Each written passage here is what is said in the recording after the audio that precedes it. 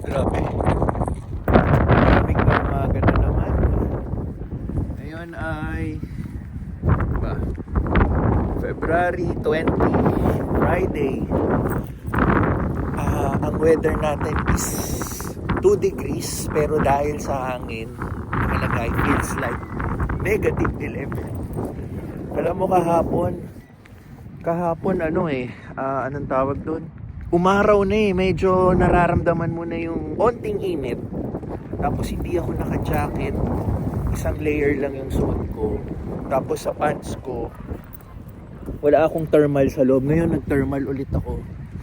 Biglang nag-iba na naman yung weather. Ayan na, may araw pero sobra yung lamig. So anyway, nandito pala tayo sa magiging school ni Pixar. Pumunta lang ako dito para magtanong ng requirements. Kasi nga, babalik ako sa April, di ba, para sunduin si Pixar. At the same time, yung current school ngayon ni Pixar sa Pilipinas, yun. Yung mga itatanong natin dito para ma-request natin dun sa Pilipinas. So, ito, North Elementary School. Yan ang eskwela ni Pixar. Dito rin yan sa Taylorville. So, hindi ko alam kung pwede yung camera sa loob, pero yan, tatanong muna tayo. Bye muna. Okay, false alarm. Hanggang grade 2 lang daw yung dito. Yung tinuro siya sa ating isang school na doon daw dapat si Pixar kasi grade 4 na ngayon si Pixar sa Pilipinas. Incoming grade 5 siya. So, hindi siya para dito sa school na to.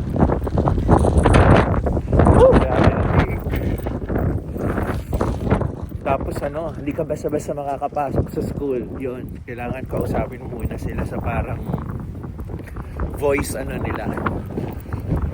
Okay, so doon tayo sa kabilang sinasabing building. Hindi pala rito.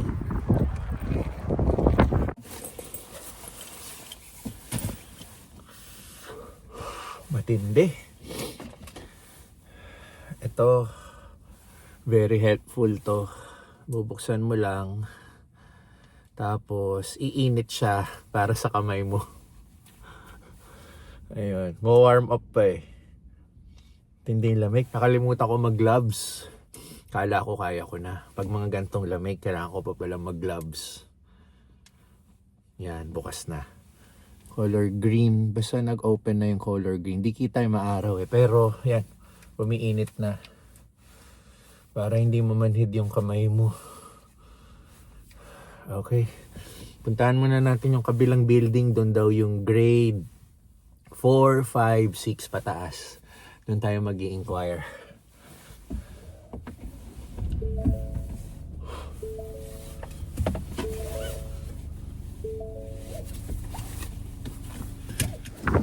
Okay, dito na tayo sa kabilang side. Nandun tayo kanina. Yan. So, doon tayo nag-park ngayon. Dito naman tayo. Tayo mga bata. Doon, lalaro. So, yan. Dito naman tayo magtatanong. So, katapat na lang yung Kroger. Grocery na Kroger ang tawag. So, medyo siya, mas maliit siya compare sa Walmart. Naririnig mo yung background natin, yung mga bata naglalaro. So, ayan. Yung entrance.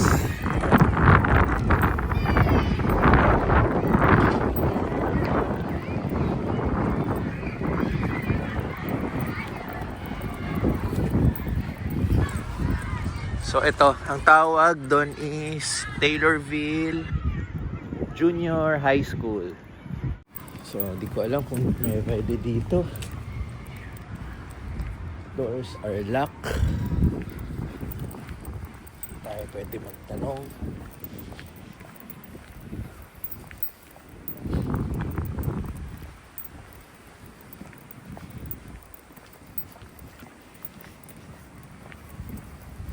Oh, pwede rin pala mag-park dito.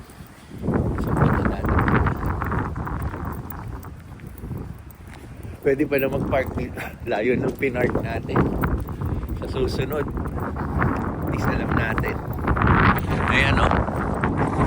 Pwede pala mag-park dito.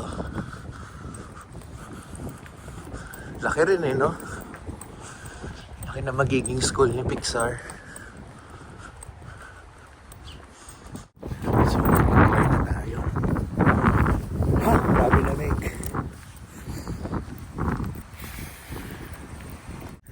Lumagpas na tayo. Nagtanong tayo kay ate. Dito daw. Yun. Huwag mahihiyang magtanong.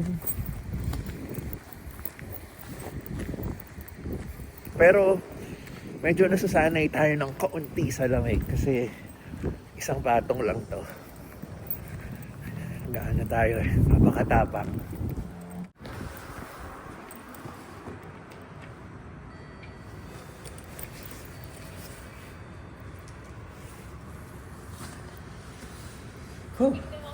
Hi, good morning. I would like to inquire about how can I put my son here for incoming grade 5?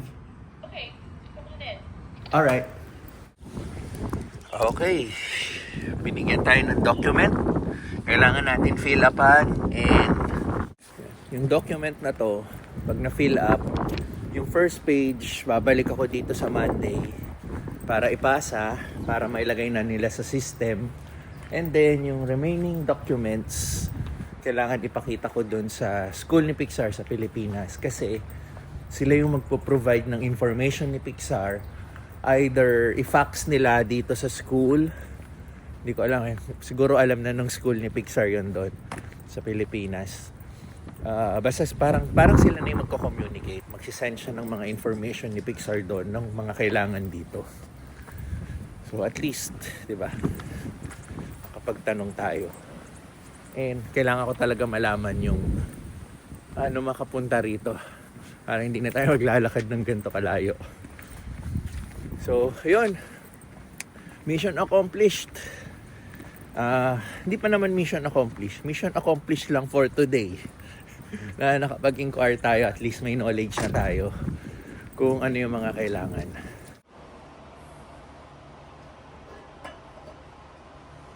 Nagsaing na tayo kasi alas 6 yan, 5:19 yan, alas 6 out na ni Teens at kakain na kami mamaya ng dinner at ito ang aming dinner mamaya. Yan, pulled pork with barbecue sauce, uulamin namin to, pero dito sa picture, di ba, parang ginawa siyang sandwich. So, binili namin to sa Kroger kagabi para ulam namin tonight. So, ayun. Aalis na tayo. Antay na lang natin siya sa parking para nandun na tayo. Mag-edit-edit na lang tayo ng vlog. Para, yun, pagbalik namin may kanin na. Tapos, ima-microwave na lang yung ano. Hanggang ngayon, microwave pa rin yung ano namin. Microwave pa rin yung mga kinakain namin kasi hindi pa naman kami nakakalipat talaga sa lilipatan namin, no. Pero yun nga, meron na kaming napusuan. Yun na yung titira namin. Kailangan na lang ng magpirmahan ng kontrata. So, may ilang days pa naman kami rito bago kami lumipat. Siguro may isang linggo, at least isang linggo pa kami. So again, nandito nga pala kami sa Super 8. Pakita ko na rin. Habang, alagay ko lang yung jacket. Medyo nakakayanan natin yung lamig pero mukhang hindi ako tatagal sa lamig. Pero iikot lang tayo. Papakita ko lang yung pinag-i-stay namin. So dito kami sa room 101. Sunod-sunod na yan, paikot. So, pakita ko. Hi. So, ayan yung paligid natin. Kung makikita mo. Diba? Ang ganda ng mga puno. Weather natin is 4 degrees. Tapang natin. Isang layer lang to. So, ayan. Ito yung paligid namin. Nandun yung highway sa paligid ko.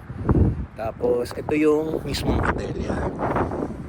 Dito kami nag-i-stay. Paikot lang yan.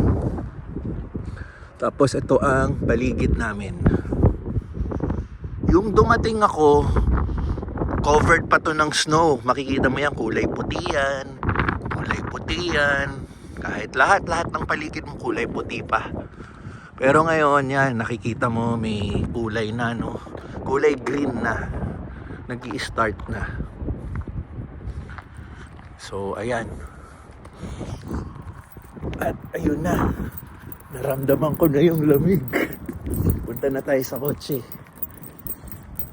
So, ayun. Ito yung pinag-i-stay namin. At least na-document ko din, di ba? Ngayon, tambay na lang tayo sa parking space dun sa facility ni Teams. Whew.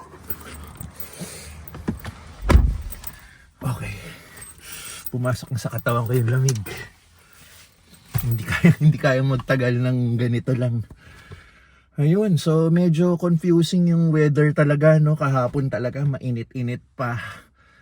Parang nasa 15, 16 degrees, alam mo yon. Malamig pa yon pero kaya yung lamig eh. Parang nasa aircon ka lang. Pero ngayon, iba-ibang klase ngayon. Tapos, samahan mo pa ng malakas na hangin. Ayun, di ba? Parang nakakahingal. Yung lamig, hahabulin mo yung hininga mo.